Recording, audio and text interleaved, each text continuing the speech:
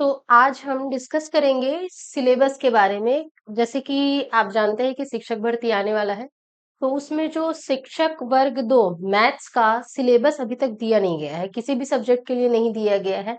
ना ही सहायक शिक्षक के लिए, ना ही शिक्षक के लिए, ना ही वर्ग 1 के लिए। लेकिन एक एक्सपेक्टेड सिलेबस हम यहाँ पर डिस्कस करेंगे। कुछ समय पहले, कुछ महीनों पहले एक पेपर कटआउट मिला था, पेपर में न्यूज आई थी। उसके हिसाब से सब्जेक्ट को बांटा गया था, है ना। सब्जेक्ट के जो सब टॉपिक्स थे उनको बांटा गया था कि कितने नंबर के आ सकते हैं, ऐसा निर्णय लिया जा रहा था। अभी तक सिलेबस देखा तो नहीं गया है। उसी हिसाब से आज हम इसको डिस्कस करते हैं। हमारे द्वारा एक कंसाइज सिलेबस बनाया गया है, उसको एक एक करके देखते हैं टॉपिक वाइज, है ना। तो जो इस बार का है, पिछले बार क्या हुआ था, 150 नंबर के क्वेश्चंस आए थे। इस बार जो एग्जाम होगा वो आपका होगा 100 नंबर का, 100 मार्क्स के, है ना। अब ये जो 100 मार्क्स हैं वो कैसे डिवाइड किए गए हैं उनको देखते हैं। इसमें से अब चूंकि शिक्षक भर्ती एग्जाम है तो सीडीपी तो पूछेगा ही। तो सीडीपी का वेटेज दिया गया था 10 मार्क्स। इसके अलावा बाकी जैसे पिछले बार था हिंदी इंग्लिश, उसी तरीके से इस बार भी है। हिंदी है इस बार, इंग्लिश है, आपका कंप्यूटर है, और जीएस है। हिंदी जो है वो 5, इंग्लिश भी 5 नंबर का, कंप्यूटर भी 5 नंबर का, और जीएस, जीएस में आपका इंडियन और साथ ही साथ में छत्तीसगढ़ जीएस, दोनों को मिला करके एक ही पार्ट बनाया गया है जो कि 5 नंबर का। इस तरीके से हम देखते हैं कि ये टोटल आपका 30 नंबर का हो जाता है, 30 मार्क्स के हो जाते हैं, है ना। ये हो गया एक पार्ट। दूसरा पार्ट आपका बनता है पूरा का पूरा मैथमेटिक्स। चूंकि अभी हम डिस्कस कर रहे हैं किसका, वर्ग 2 में मैथ्स टीचर के लिए, तो हम यहाँ पर मैथ्स के सिलेबस को डिस्कस करेंगे। साइंस का वैसे ही अलग बनेगा, है ना। अब देखते हैं इसका दूसरा पार्ट जो कि मैथ्स है, और वो कितने मार्क्स का रहेगा, 70 नंबर का, 70 मार्क्स का, है ना। तो उसमें क्या क्या चीजें आ सकती है। एक तो आपका आ जाएगा गणित का इतिहास, गणित का इतिहास, हिस्ट्री ऑफ मैथमेटिक्स, ठीक है। ये आपका रहेगा 10 मार्क्स का। 70 नंबर का है, 10-10 नंबर के हिसाब से 7 पॉइंट्स में, 7 सब टॉपिक्स में इसे बांट दिया गया है। एक हिस्ट्री देख लीजिए 10-10 मार्क्स का। इसी तरीके से आपका अरिथमेटिक है, अरिथमेटिक है, ये भी 10 मार्क्स का। अलजेब्रा है, ये भी 10 मार्क्स का। इसके अलावा ज्योमेट्री, 10 मार्क्स। मेंसुरेशन के क्वेश्चंस रहेंगे 10 मार्क्स के, और स्टेट के भी कुछ क्वेश्चंस रहेंगे।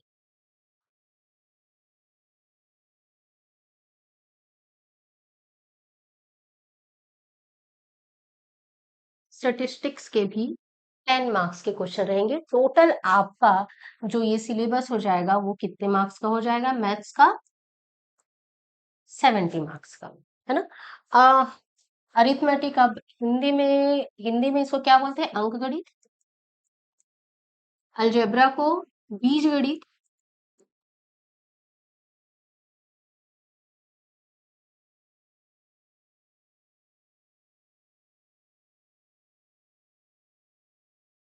इसके अलावा जो ज्योमेट्री है उसको ज्यामिति, जिसमें हम रेखा कोण आदि के बारे में समझते हैं। मेंसुरेशन क्षेत्रमिति, जिसमें हम आयतन क्षेत्रफल इनके बारे में पढ़ते हैं। और लास्ट है हमारा सांख्यिकी, जिसमें हम आंकड़ों के बारे में पढ़ते हैं, है ना। पाई चार्ट हो गया, बार चार्ट हो गया, ये सब हो गया। तो इस तरीके से आपका मैथ्स का सिलेबस एक बार डिस्कस किया गया है कि इस तरीके से ये सिलेबस हो सकता है ना। यहाँ देखिए, जो एक पॉइंट छूट गया है, सॉरी, जो कि है आपका त्रिकोणमिति का।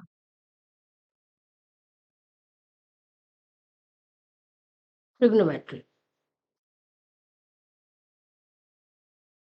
ये भी आपका 10 मार्क्स का रहेगा,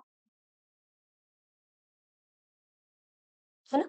तो यहाँ देखिए जो त्रिकोणमिति वाला हिस्सा है, वो छत्तीसगढ़ बोर्ड का 6वीं से लेके 8वीं तक में कहीं पे भी त्रिकोणमिति दिया हुआ नहीं है, डायरेक्ट तो दिया ही नहीं है ना? कोण के बारे में है, रेखा के बारे में है, लेकिन त्रिकोणमिति अलग से अध्याय या उससे रिलेटेड टॉपिक्स इसके बारे में कुछ भी वहां पर नहीं दिया गया है। ये आपका कहाँ आ जाता है, 9th और 10th का सिलेबस है।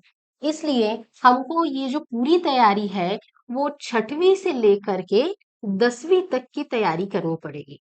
ठीक है, उतने तक के 6वीं से लेकर के 10वीं के जितने भी सिलेबस है उन सब को मैथ्स टीचर के लिए हमको प्रिपेयर करना पड़ेगा।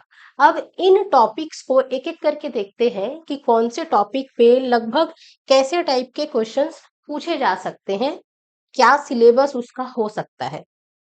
चलिए देखते हैं।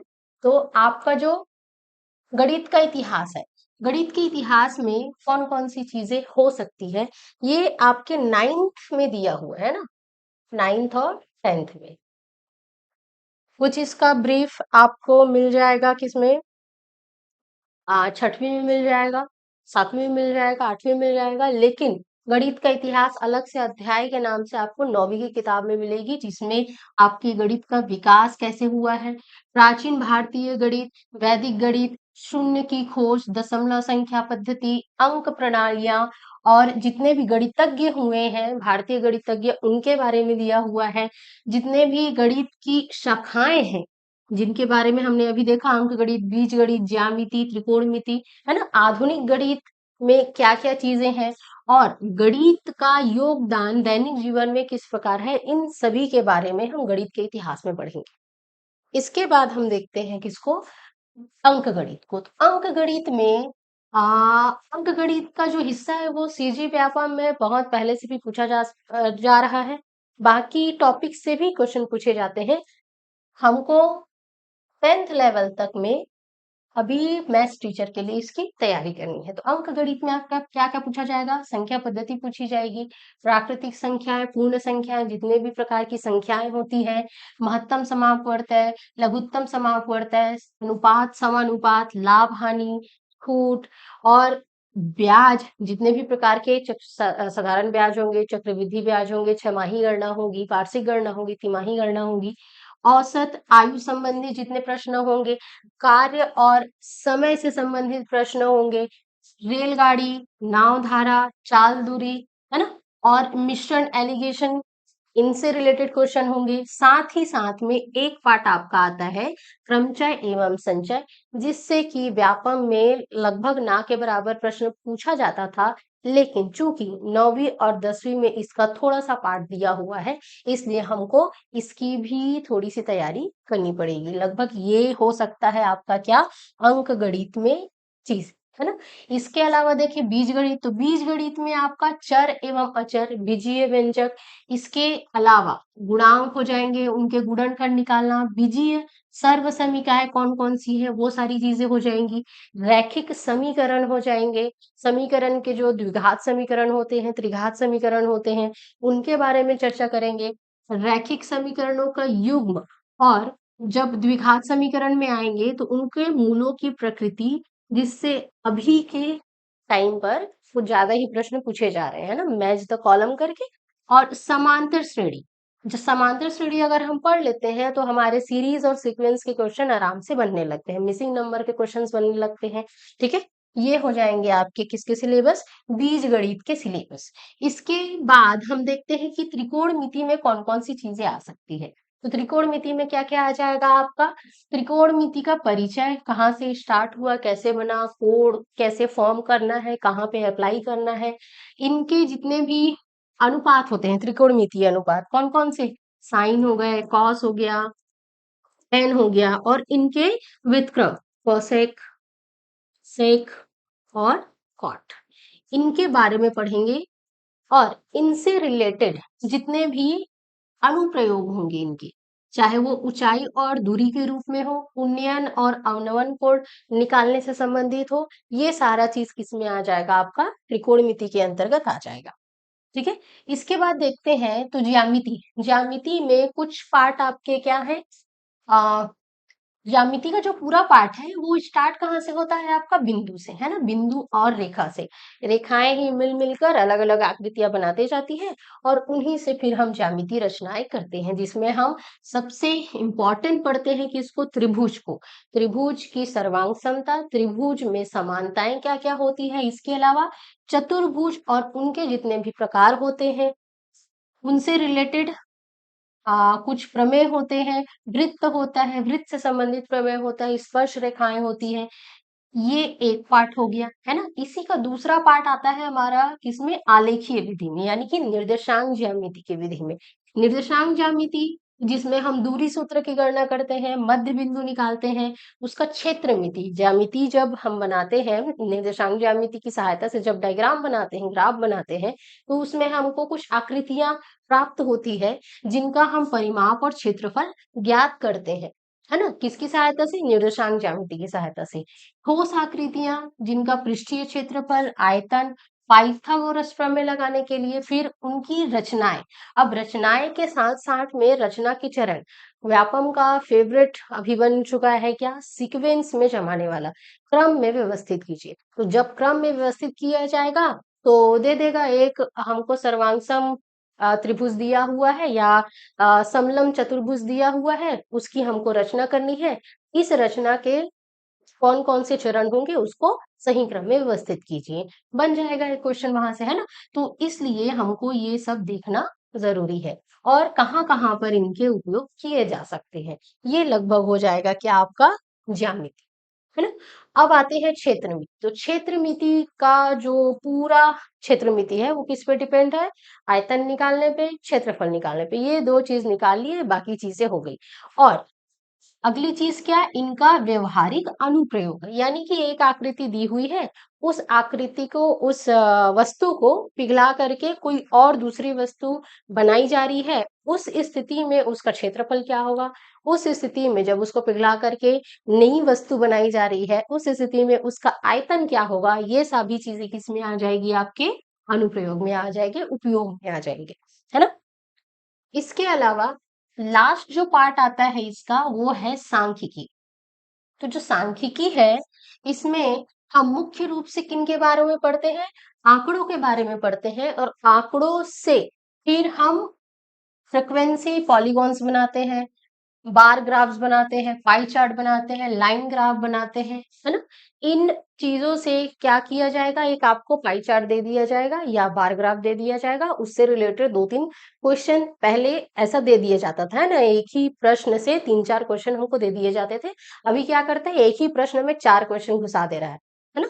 तो हमको इसको पढ़ना ये सबसे इजी होता है, बस आपको देख करके डेटा निकालना रहता है, तो ये सबसे ज्यादा इजी पड़ेगा आपको। लेकिन कुछ चीजें होती हैं जैसे कि आपको माध्यिका निकालना है, बहुलक निकालना है, माध्यिका और बहुलक नॉर्मल डेटा दिया है तब तो ठीक है, लेकिन अगर उसी को वर्गीकृत कर दिया गया तब उसकी फॉर्मूला याद करना और उसको प्रैक्टिस में लाना जरूरी होता है। केंद्रीय प्रवृत्ति की मापे, माध्य भी आ जाएगा इसमें शामिल, है ना, माध्यिका और बहुलक तो है ही।